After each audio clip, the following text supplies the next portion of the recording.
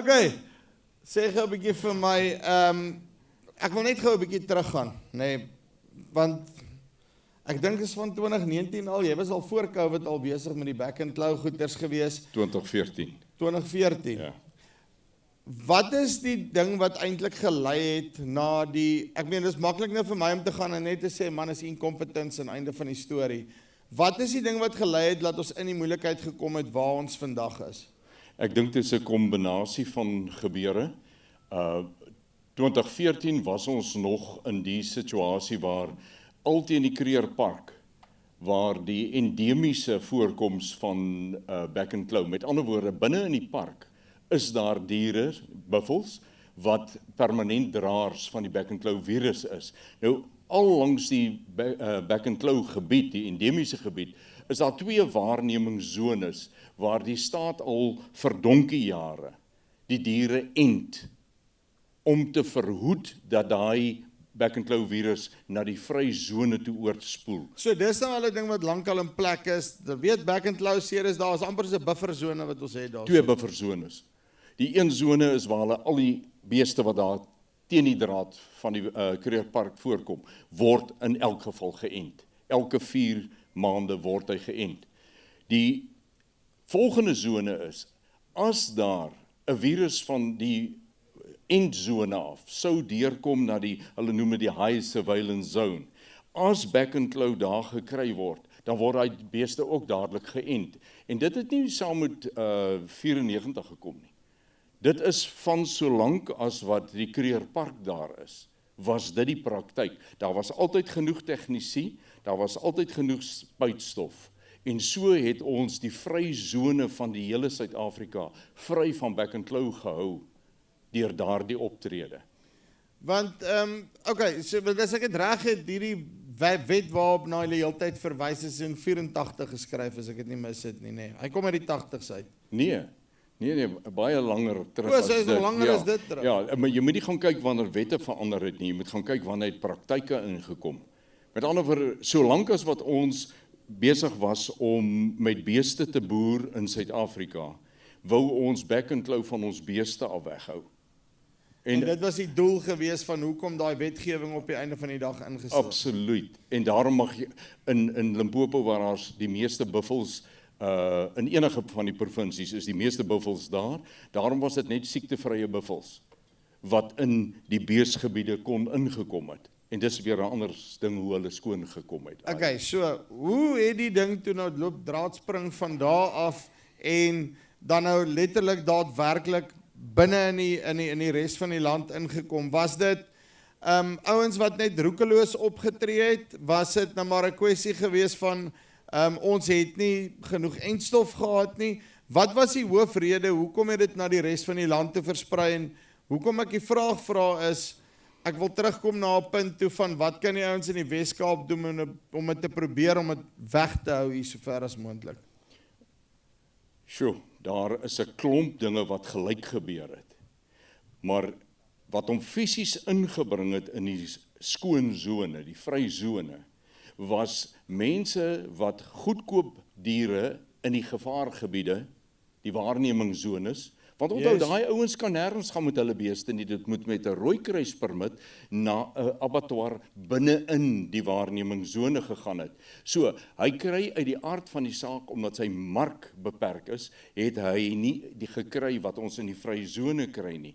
Toe was daar nou manne wat gereken het, maar as ek daai goedkoop bees daar gaan koop, en ek knip die oorplaatjie af, niemand gaan weet, hy kom uit daai sone. En hy loop op 'n ander plaas vir 'n maand of 2 en wanneer die voerkraal of wie kom al van daar af koop, neem hy aan, maar daai bees kom van daai plaas af. Wel, wat hier gebeur het was nie eers 'n voerkraal nie, hulle het hom sommer op hulle eie veilings gaan verkoop. En dis lekker. Ja, so jou winsgrens is besonder hoog. En omdat ons geen naspeurbaarheid in hierdie land nog ooit gehad het nie. Dit was een van ons tekortkominge. Nie die diere in daardie sone, al draai hy 'n pink oorplaatjie, soos wat hulle daar gemerk is. Dit is maklik om 'n pink oorplaatjie af te knip en om gou-gou 'n groen of 'n geel of 'n blou op te sit en dan gaan sit jy hom op 'n veiling. Dis wat fisies gebeur het. Ons het die harde les geleer met daardie, net vir interessantheid, die uitbreek in 2019 het 15 kilometer van my plaas af plaasgevind, in 'n voerkraal. Ja.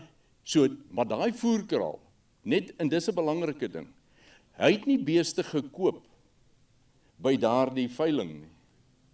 Hy het 'n lorry wat beeste gery het vir hierdie verkeerde manier van handeldryf, Het hy gebruik om sy diere te het by hom kom diere laai. Jo. En toe hy weer sien, toe is daar back and claw in sy voerkraal. So, hoekom ek dit wil noem, as ons praat oor back and claw, en ons praat nie oor naspeurbaarheid, en ons praat nie oor biosekuriteit nie, dan is ons besig om van die, ek wil amper sê, minder belangrike gedeelte van hierdie driemanskap te praat.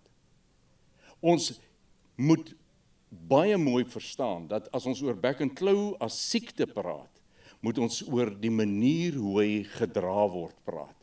En al meer sal julle hoor, meganiese oordrag is baie belangrik. Dit beteken nie, hierdie dier dra hom meganies oor. Dis werklik meganies. Die voertuie betrokke, die mense betrokke, almal speel 'n rol. En ek dink, dit was die een belangrike ding wat ons te laat in die Weskaap begin ernstig toepas het. En daarom het ons eers Gouda gekry, en ek was bekommerd met die Gouda uitbraak, was my waarskuwing gewees, mense, al het julle gesê, we contained it in a short space of time. Hierdie verbrande virus het 'n manier, as jy vir hom hier vaskeer, hy gee vir jou so 'n rukkie om te celebrate, om baie party te hou en te sê, man, ons weet hoe om dit te doen. Dan slaat hy vir jou op 'n paar plekke, en ek het dit nogal so voorspel, want dis wat ons gesien het in 2019. Dis net ondervinding wat vir jou sê, oppas vir hierdie pes, hy laat hom nie so maklik. Ja, want dit is, ek het met 'n ou gepraat, sy voerkraal wat die goeders gekry het, en hy sê toe nie, hulle die eerste vlaag, hulle het hom nou onder beheer gehad, hy het obviously in daai tyd geweet, dis sy eerste vlaag nie, hy het gedog, dit is nou maar die vlaag, en, maar hy sê toe, my tweede keer kry, toe kry hy hom bietjie beter, nee. En Ja. is dit die ding waarmee sê die ouens half gaan lê slap, hulle is soos, okay, ek het hom nou gewen, en dan chill hulle 'n bietjie, en dan steek hy hom. Die hele, wat ek so wyd hoor op die oomblik is, man, as my beeste hom net gekry, dan sal hulle geïmmuniseer, hulle is sommer natuurlike immuniteit, en dan kan ek nou maar weer rustig aangaan met my lewe. Dis net nie die waarheid nie. Dis net nie die waarheid nie. Jy moet oppas, dat jy, want onthou, daar is ook 3 stamme van die ding, wat in ons land rondloop. Jou diere kan dalk net die een stam gekry het, en die volgende ou wat by hom verbykom, bring vir hom die stam, dis SAT 1, 2 en 3. As hy met SAT 2 immuniteit opgebou het, is hy nie noodwendig vir SAT 1 immuun nie, en ook En nie vir as SAT hy 3 dan nie. verbykom, dan kry hy Dan hom klap hy net hom weer. nou weer.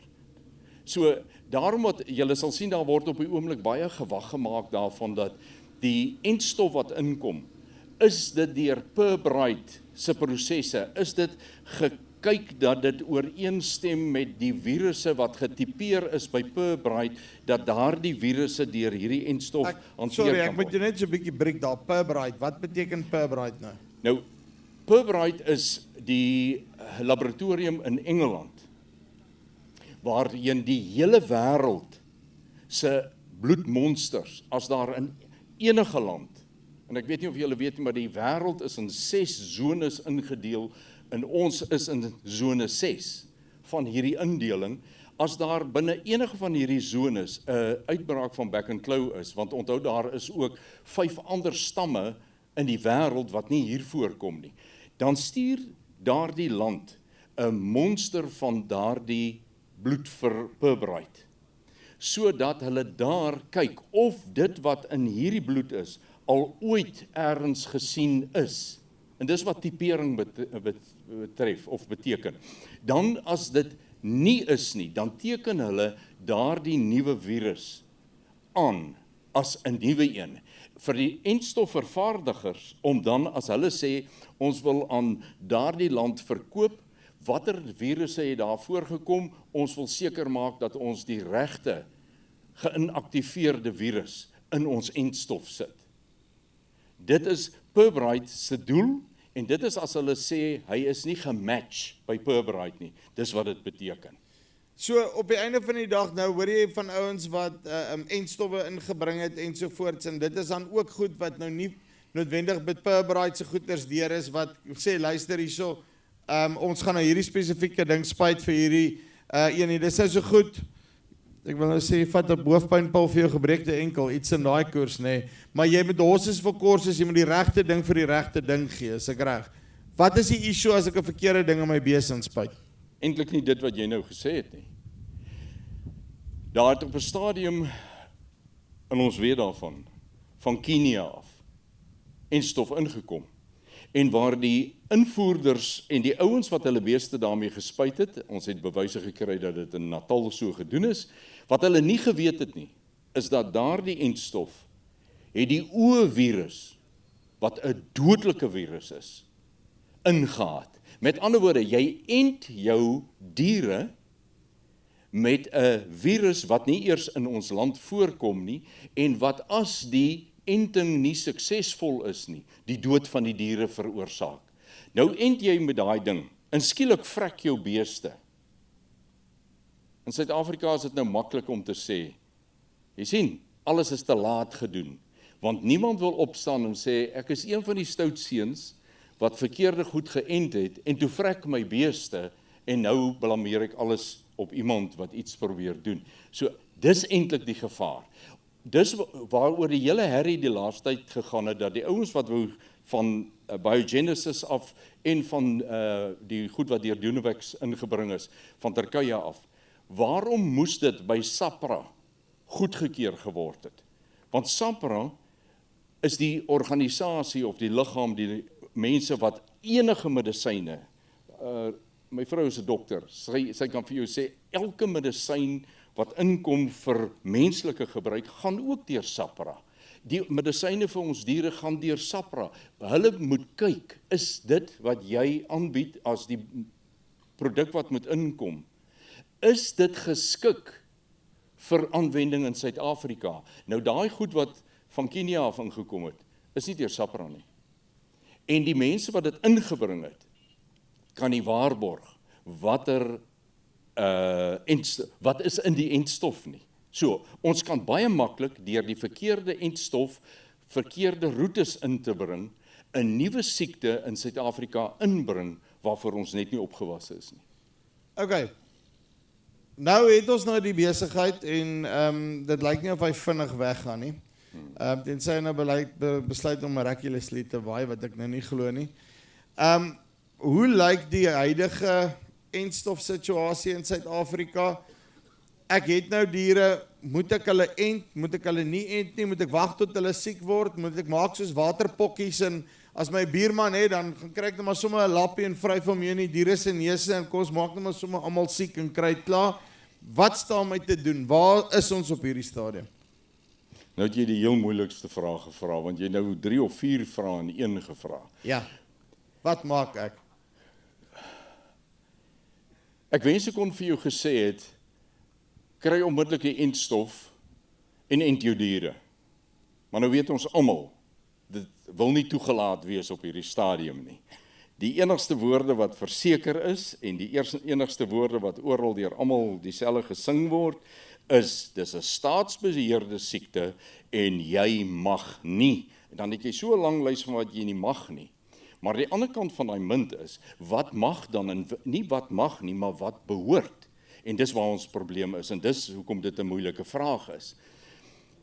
Op die oomblik, en ek wil hê elkeen wat nou my hoor, moet dit hoor. As ek hier in hierdie son nou, hierdie tyd, 7 minute voor 3 staan, en ek sê iets, is dit nie te sê dat dit 3 uur, of as ons klaar geëet het, nog geldig is nie. Dis die tempo waarteen daar nou doelpale geskuif word. Want voordat die aankondiging gedoen is, dat ons gaan elke bees in hierdie land ent, is daar nie klaar gedink oor hoe gaan die proses stap vir stap uitgevoer word nie. Met ander woorde, terug by jou vraag, wat op die oomblik die gang van sake is as jy diere het wat nog nie siek is nie, is daar een pad. As jy diere het wat siek is en nog nie geënt is nie, dan is dit 'n ander pad. Kom ons praat oor die diere, jou diere is nog skoon, alles is nog reg. Dan sê die dokument wat uitgekom het verlede maand, sê, jy moet jou plaas registreer, jy moet as boer registreer, jou diere registreer, jy doen en jy wys 'n privaat veearts aan wat jy wil hê die entstof op jou diere moet toedien, en dan word jy en jou plaas geregistreer. En as daar genoeg entstof is, wat nie gebruik word by diere wat siek is nie, dan kan daar aan jou 'n allocasie gemaak word. En dan sal die veearts wat jy voor aansoek gedoen het, hy sal dit kom toedien. Die ouens wat siek diere het, ek wil nie sê hulle is beter af nie, want die arme mense het eintlik al soveel verliese gely. Die entstof wat nou in die land is, en daar's 'n hele klompie, daar die naweek weer 1.5 miljoen dosisse ingekom. Dit gaan geprioritiseer, of dit is geprioritiseer, melkerye en voerkrale. En dan al jou diere wat reeds positief uitgewys is, daai kuddes. En dan, dis dalk nie in die Weskaap so groot saak nie, maar 'n derde van die allocasie het gegaan aan voorkomende enting rondom buffelplase. Want, verstaan mooi, ons het in die verlede beklei dat buffels wat in ons omgewings inkom in Limpopo, moet skoon buffels wees. Dat hulle nie ons beeste siek maak nie. Nou is daai hordes van skoon buffels omring deur siek beeste. Nou is die buffel skoon en die beeste siek. Yes. Maar die probleem is, wat ons nooit lekker vir mekaar gesê het nie. As my bees siek is, kan ek hom ent en hy word gesond. Oor tyd met enting kan hy skoon kom. 'n Buffel wat van my bees siek geword het, kan nie geënt word nie, mag nie geënt word nie, en hy bly 'n permanente draer. So onmiddellik word 'n 1.5 miljoen of 'n 2 miljoen buffelbul word nou 'n R25.000 dier. Hy kan nie doodgeskiet word, gejag word. So, ek dink dis baie meer ingewikkeld as jou vraag wat jy gevra het om net te sê, nee wat, ons maak net so, ons maak net so. Ons grootste probleem is, boere wat my op 'n daaglikse basis bel en vra, wat moet ek doen? Ek moet eers kyk watter dag is dit, hoe laat is dit, wat was die dokument wat ek 'n uur terug gelees het, om vir hom te kan ordentlike raad gee, want die ding verander, en die woorde word gebruik, we will catch up on the fly. Ek is jammer dat dit die geval is, want eintlik kan ons nie so werk nie. So, want die besigheid hardloop vinniger as wat jy kan fisies die brande kan doodslaan aan hierdie kant, as gevolg van noem dit nou maar 'n kombinasie van incompetence en 'n wet wat hoe kan ek sê, 'n wet wat geskryf is op 'n tyd waar hy wat die wet in ag geneem het en gesê het of aangeneem het dat die staat actually by die kapasiteit het om dit af te dwing, wat nie nou meer daar is nie, of uit te voer, wat nie nou meer daar is nie. Maar soos ek verstaan, is daar darm werk wat gedoen word in terme van om die privaat sektor meer betrokke te kry, al gaan dit nou met stampe en stote, nê? Ja, ek dink dit is die heel belangrikste ding. As ons die powers that be kan oortuig dat ons behoort te doen wat in Brasilië en Argentinië gedoen is, laat toe dat 'n boer en sy werkers kan doen wat hulle moet doen, dat ons net deur die druwe kom, dan kan ons weer fancy raak. Maar op die oomblik is dit, ons steek vas met staatsbeheerd, maar staat incompetent, nee, dis nie die regte woord, ek moet eerder Afrikaans gebruik, staat wat 'n tekort aan hulpbronne het. En nou wil die twee nie lekker gel nie, want aan die een kant moet die staat beheer behou, en aan die ander kant het hy nie die middele om dan sy mandaat of sy verantwoordelikheid uit te voer nie. En privaat sektor sê, laat ons asseblief toe om julle hande sterker te maak en deur hierdie moeilikheid te kom. En ons hoop, al lyk dit nie vandag so nie, dat dit tog nog gaan moontlik wees. Hoe lyk die toekoms vir die Weskaap op hierdie stadium? Wat kan ouens doen om te probeer om sy plaas skoon te hou so ver as moontlik? Ek wil sê, in die Weskaap moet ons nie, omdat ons niks hoor, aanneem dat daar is nie moeilikheid in my omgewing nie, want daar is ook 'n ding soos, jy kan trots genoeg wees om nie te praat oor die moeilikheid nie. En dis die dodelikste met hierdie virus. As jy weet hy is daar, kan jy iets doen. As jy nie weet nie, dan dink jy hoef niks te doen nie. So, my eintlike aanbeveling sal wees, hanteer jou plaas en jou diere asof jou omgewing vrot is van hierdie virus. Dis veiliger vir jou om alle biosekuriteit maatreëls in plek te hê, dat mense dink jy's van jou kop af en daar gebeur niks. En dan gaan hulle vir jou sê, sien hoe simpel was jy. Maar die ander kant van daai munt is, wees gerusgestel, doen nie wat jy moet doen nie, en die volgende is jy en jou bure in die moeilikheid. Dit wil jy tog nie hê nie. So, ek sou sê, kom ons hou by ordentlike biosekuriteit, en as ons as boere nie gaan begin belangstel, wat doen André op sy plaas? Ons is bure, ek stel nie belang in wat hy doen nie, dis 'n gevaarlike posisie. As ek en hy kan saamwerk aan wat gedoen behoort te word, om ons veilig te maak, wanneer ons veilings toe gaan, kom ons kyk 'n bietjie. En as jy nie weet hoe lyk die biosekuriteit regulasies vir veilings nie, kry jouself op hoogte. Want as jy nie die oë en ore gaan wees van veeartsenydienste op hierdie veilings, om te sê, hoorie manne, hoekom doen julle dit so? Hoe kan julle daai? Hoe kan julle sis? Hoe kan julle so? Dat vanoggend 'n insident plaasgevind wat aan my gerapporteer is. Ek het eerder nie teruggebel nie, want ek raak nou bietjie harrig oor hierdie goede. Die punt is, ons moet vir mekaar op die uitkyk wees. Ons moet begin kyk wat word daar buite deur wie gedoen. En as hulle uit lyn uittrap, ek hoop dan jy het nie uit lyn getrap nie, maar wees asseblief ondersteunend tot almal om die regte ding te doen. Dis al plan wat daar is, niks anders nie.